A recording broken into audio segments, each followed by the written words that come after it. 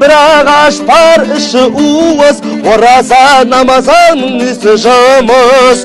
Ораза намазыңды күтіп барсаң, пейіштің құрма жейсің уыз.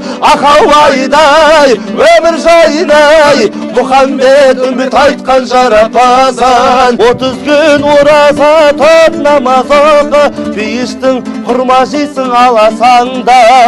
Ақау-айдай, өмір жайнай, Мұхаммед үмбет айтқан жарапазан. Жарапазан жайыққа мініп келдім қайыққа, оразаның кезінде осы айтқаным айып бар. Ақау-айдай, өмір жайнай, Мұхаммед үмбет айтқан жарапазан. Жарапазан жайыққа мініп келдім қайыққа, оразаның кезінде осы айтқаным айып бар. Оразаның кезінде осы айтқаным айып бар.